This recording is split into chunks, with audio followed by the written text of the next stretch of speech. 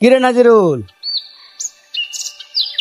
আমার একটা সৎ ভাই যে নাম হইল মফিদুল, এর তো কোনো বাপ নমুনা আমি বালা লাগতেছি না। হ্যাঁ, কোন বাড়ির কাম কাজ কিছু করে না। হ্যাঁ, আমার বাপটা যে মরে গেছে, এ তো আমার সম্পত্তির বাঘ নিবো গা সারাই। তো কি একটা ব্যবস্থা করুন, যায় তো বাইতে বার করে দিন লাগবো। বাইতে বার করে দিয়ে ভালো হবো না? ঠিকই তো কইছো। হ্যাঁ, মাথা করতে আমরা সম্পত্তি বরাবর পাইতাম না। আচ্ছা দেখি সারাটা কই গেল। ওই মফিদুল, মফিদুল,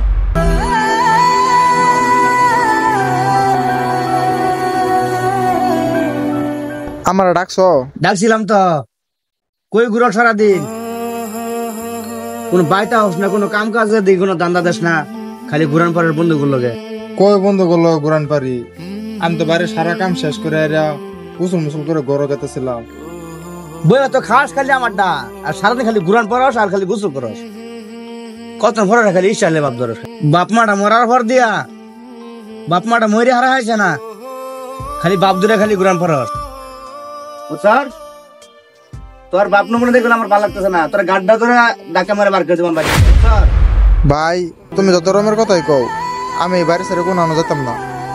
তুই সেরাঙ্গ সৎ ভাই, তুই বাইর থেকে এবার করে দিবাম, তুই সম্মতি বাঘ পাবি কিবা?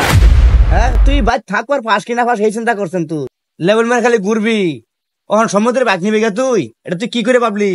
তোর তো বাইতে বাড়ি করো মাসকা, তোর বাইতে না বার করলে আমার শান্তি লাগতো না। সম্পত্তির ভাগ পাইতাম না মানে? এটা কোন ধরনের কথা কও? এটা তোমার বাপ, ওটা কি আমার বাপ না? মাটির সম্পত্তি যেন হয়ে গেছে, সব তো আঙ্গুর দিন ব্যয়ের নামে লিখে দিয়ে গেছে আব্বা।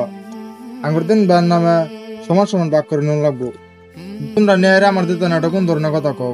যাইতি না মানে? তোর তো বাইর থেকে বাড়ি লাগবো, তোর গাড়ো ধরে ধাক্কা মারে বার করবা।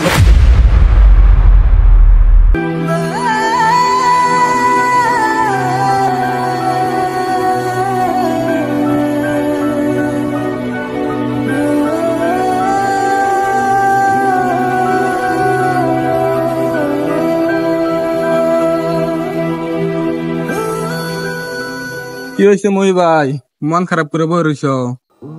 ভাই তুমি তো জানোই আমার আব্বা নাই।